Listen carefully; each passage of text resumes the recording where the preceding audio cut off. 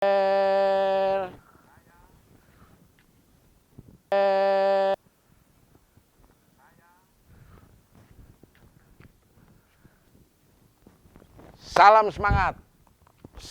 semangat bersama saya Mang Bawel dan rekan saya Mas Rewel.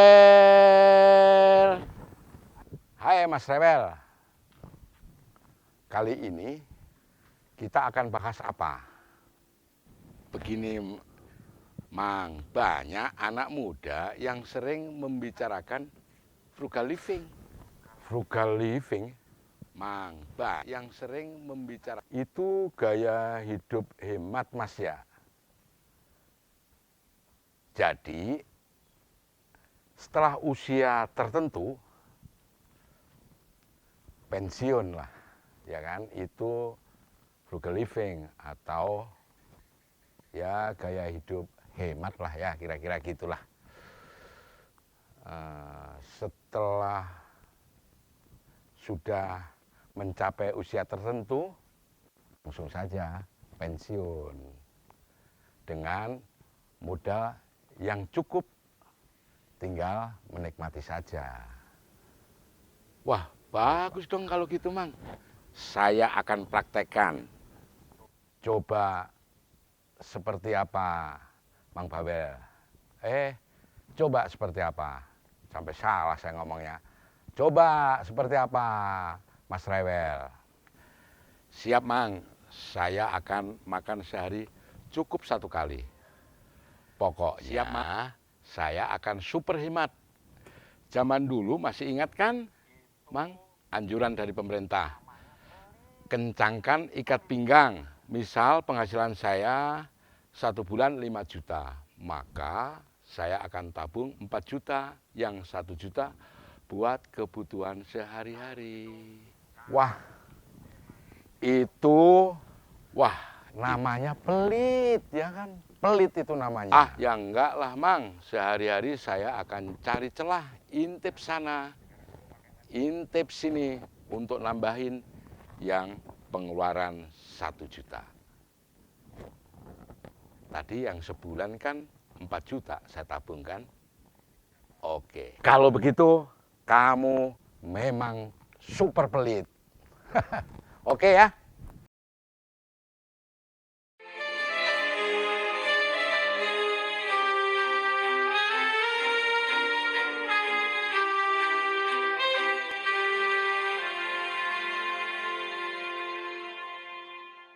Pada saat ini sedang rame di dunia maya, di dunia digital, perbincangan tentang frugal living. Nah, frugal living ini sebenarnya diambil dari bahasa Inggris tentang gaya hidup yang sederhana, gaya hidup berhemat. Konsep gaya hidup berhemat sesungguhnya sudah sangat lama diajarkan oleh orang-orang tua kita atau bahkan oleh nenek moyang kita, yaitu dengan konsep besar pasak daripada tiang. Jangan sampai pendapatan itu lebih kecil daripada pengeluaran. Itu sudah diajarkan. Nah, tapi karena frugal living ini sedang ramai diperbincangkan, yaitu tentang keinginan banyak orang, terutama orang-orang muda di zaman sekarang ini, yaitu menginginkan pada masa-masa tertentu di kemudian hari dia dapat menikmati kehidupannya dengan sebuah kebebasan keuangan, yaitu dia bisa menikmati liburan, dia bisa pensiun di usia muda, tidak perlu menunggu pensiun di usia 58, 60 tahun, 65 tahun, ataupun sampai 70 tahun. Atau bahkan tidak ingin bekerja terus-menerus sampai usia menutup kehidupannya. Itu yang tidak diinginkan. Tapi perlu diingat, kalau seseorang hanya memiliki penghasilan saja, yaitu sekitar 4 juta, dengan keluarga suami istri plus 2 anak, maka tentang frugal living ini harus benar-benar dilakukan secara disiplin, secara konsisten untuk dapat melakukan itu. Tetapi jangan terlalu berharap untuk masa depannya itu bisa menjadi kaya raya. Sebab orang-orang yang kaya raya itu sekalipun dulunya melakukan frugal living, tetapi dia juga dari hasil frugal living ini dikembangkan untuk menjadi aset. Ya, aset yang pada akhirnya dapat menghasilkan penghasilan tambahan. Semakin besar asetnya, maka penghasilannya juga semakin bertambah. Malahan bisa melampaui hasil dari kerjanya. Itu yang pernah dikemukakan oleh banyak orang. Terutama mereka-mereka yang pada saat ini kehidupannya melampaui kesuksesan keuangannya. Tapi sekali lagi, untuk mereka atau kita yang hidup berdasarkan penghasilan tetap setiap bulan, 4 juta, 5 juta, 6 juta, atau 10 juta, ini yang perlu dikemas dengan baik. Karena dalam pelaksanaan frugal living ini, banyak sekali loh orang-orang yang pada akhirnya gagal. Mengapa dia gagal? Karena tidak mempelajari dengan baik tentang konsep frugal living ini. Ya, mereka hidup berhemat betul. Ya, membeli pakaian pun sampai pakaian yang bekas.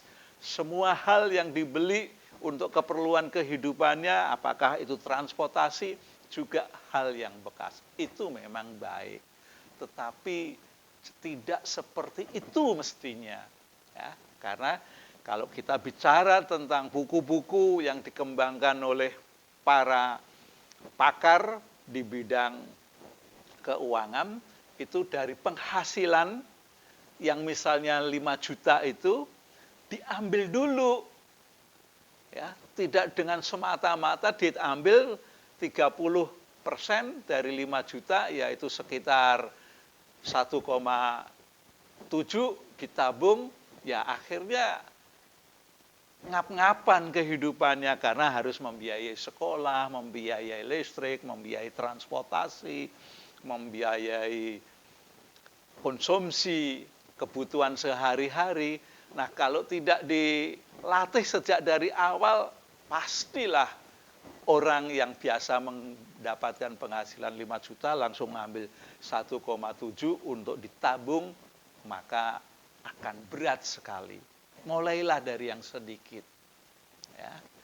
George Clason, penulis buku kuno tentang orang kaya di Babilonia, itu mengajarkannya hanya sedikit, diambil hanya 10% saja dari penghasilannya. Tetapi itu tidak boleh loh digunakan untuk keperluan darurat. Itu hanya khusus digunakan untuk masa persiapan yang hidup berkecukupan tadi. Tapi sekali lagi, tentang hidup berkecukupan itu tidak boleh membandingkan orang satu dengan orang yang lain. Ya, kalau kita membandingkan dengan kehidupan orang satu dengan yang lain, pasti hidup kita akan bisa tertinggal terus. Di satu sisi penghasilan hanya 5 juta. Orang yang lain penghasilannya 10 juta. Orang yang lain lagi penghasilannya 25 juta. Ada yang sampai 100 juta. Nah, inilah yang perlu di dalam konsep frugal living. Tidak boleh melihat bahwa aku kaya ini dibandingkan dengan orang lain. Tapi prinsipnya hidup sederhana. Dan itu berkualitas. Ya, berkualitas. Bukan untuk hidup sengsara di awal yang pernah kita dengar berakit-rakit dahulu, bersenang-senang kemudian. Bukan yang seperti itu. Ya, kesengsaraan bisa terus-menerus kalau langsung konsepnya mengambil yang banyak tadi. Nah, frugal living itu harus dilakukan secara konsisten, secara berkomitmen. Ya, jangan sampai kehidupan rumah tangga menjadi kacau balau gara-gara susah mengatur keuangan. Tapi Sekali lagi, sebuah tantangan yang luar biasa dari frugal living. Apa itu? Setelah setahun mengumpulkan uang, 2 tahun mengumpulkan uang, 3 tahun mengumpulkan uang, sampai 5 tahun, taruhlah kalau 5 juta hanya 500 kali 1 tahun berarti ada 6 juta, kalau 5 tahun ada 30 juta. Itu uang yang sudah terkumpul cukup banyak bagi orang tertentu. Pada akhirnya ada keinginan, ada kerinduan untuk mendapatkan sesuatu. Ya, sesuatu itu boleh kalau itu betul-betul untuk kebutuhan. Misalnya membeli rumah. Karena rumah, papan itu merupakan hal yang paling penting bagi kehidupan sebuah rumah tangga. Jangan sampai di usia 60 tahun belum memiliki rumah. Syukur-syukur di usia 30 tahun sudah memiliki rumah, sudah memiliki papan yang mantap sehingga tinggal mengembangkan kebutuhan-kebutuhan yang lain. Jadi kalau itu dilakukan sejak dari muda sebelum menikah, begitu menikah 5 tahun berikutnya anak sudah mulai sekolah, sudah punya papan, sudah punya rumah yang diidamkan, maka itu akan berlangsung dengan baik dalam pelaksanaan frugal living. Tinggal nanti kelebihan-kelebihannya bisa untuk berinvestasi. Ya, investasi dalam bentuk bisa emas batangan. Kalau emas perhiasan juga boleh, tapi harganya akan berbeda. Mungkin nanti akan terus berkembang, bisa sebidang tanah untuk dikembangkan jadi rumah atau buat kos-kosan. Nah, ini konsep frugal living yang sangat bagus sesungguhnya. Tetapi frugal living ini tidak akan sama dengan kehidupan yang pelit, ya, sebab di dalam frugal living tetap perlu mengalokasikan dana untuk kepentingan berbagi. Apakah itu berbagi untuk sesama, apakah itu berbagi untuk pembangunan, misalnya pembangunan masjid, pembangunan gereja, pembangunan kuil. Nah, itu tetap perlu dilakukan. Ya. Sebab konsep manusia sebetulnya adalah hidup berbagi. Tanpa hidup berbagi mungkin rasa cinta akan berkurang. Ya. Hidup tanpa berbagi mungkin ada kebahagiaan yang sangat susah. Ya, karena dengan berbagi itu seseorang akan merasakan kebahagiaan tersendiri. Kalau belum pernah, cobalah berbagi. Ya, kepada seorang peminta-minta yang di pinggir jalan itu, ketika kita bagi sedikit saja 10.000, mereka senangnya bukan main dan mau memberikan doa untuk setiap pembagi itu supaya dicukupkan, dilancarkan rezekinya.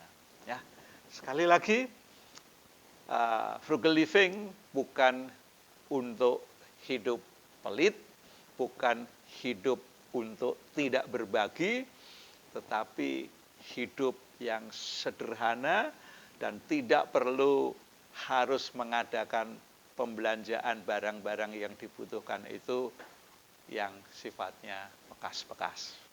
Ya. Maukah Anda berpakaian bekas yang di sini sudah kelihatan robek, padahal kelihatannya bagus? Tentu tidak mau, kan? Akan ada nilai rasa yang kurang kalau dilihat oleh orang. Sekali lagi, frugal living adalah hidup untuk secara sederhana, tetapi bisa memiliki tabungan, bisa memiliki aset, dan pada saatnya dapat menikmati asetnya untuk kehidupan yang menyenangkan karena dapat menikmati kehidupan yang wajar. Tapi jangan sekali-kali membandingkan bahwa aku kaya dengan kaya orang lain, itu nanti akan terus-menerus membuat sakit hati. Oke ya, sampai di sini kita ketemu pada sesi yang lain.